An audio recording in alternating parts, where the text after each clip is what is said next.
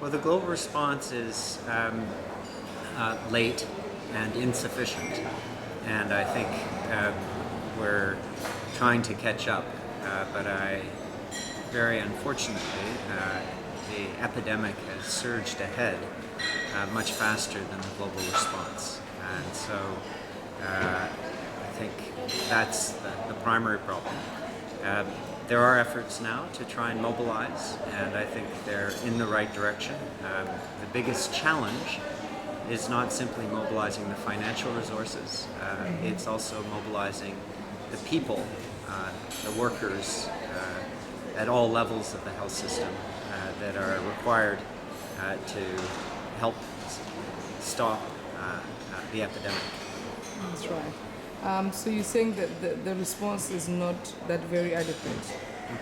And since somehow we are calling it as the West African Ebola, it's in Africa. What do you think about the African response to this? I think the African response has been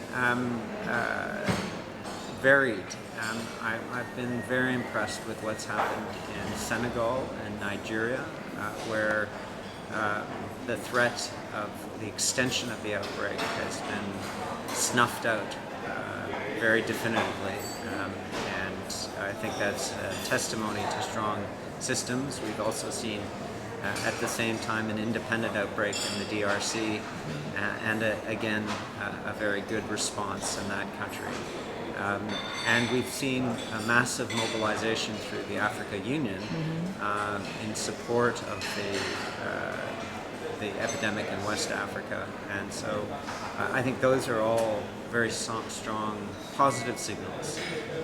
I think within the three countries, their systems have simply been overwhelmed, and I think the real challenge in any setting like that is how do you get those systems back on their feet so that they can be functional not only for Ebola but also for other essential health services that are currently being compromised. So that's how I'd sum up the African response at this time.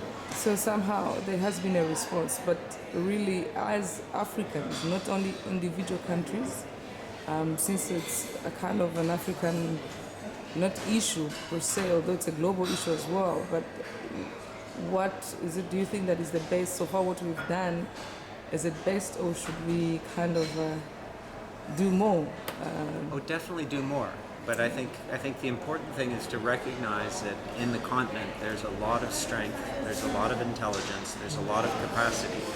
At the same time, this epidemic exposes weaknesses in systems, in disease outbreak capacity, and I think that there's an opportunity to strengthen that, not only in the context of the immediate response, but also thinking beyond the immediate response. That's right. In terms of financial resources and human resources, do you think that Africa is up to the ready to kind of deal with the issue? There's certainly sufficient resources to deal with it in Africa. Africa's growing very quickly, has 5 or 6 of the world's 10 fastest growing economies. And so there is, I think, a lot of economic vibrancy across the continent. I think politically, the leaders need to make this a priority and ensure that some of that growth is directed towards strengthening the basic fabric of the health system across the continent. That's right. Thank you so much. And as an individual, what do you think would be our response, our role in fighting this deadly disease? I think for an individual, one is to be aware, and two is to look for mechanisms and opportunities to support in a very discreet way efforts towards the response. And that can be through NGOs that are working, it could be writing to leaders and encouraging their governments to play a more active role. It could be supporting some discrete areas of research which are going to give us more understanding and knowledge about what's worked or what hasn't worked, or why this epidemic is as bad as it is. I think those are all things that individuals should be encouraged to think about supporting. Thank you so much. Thank you.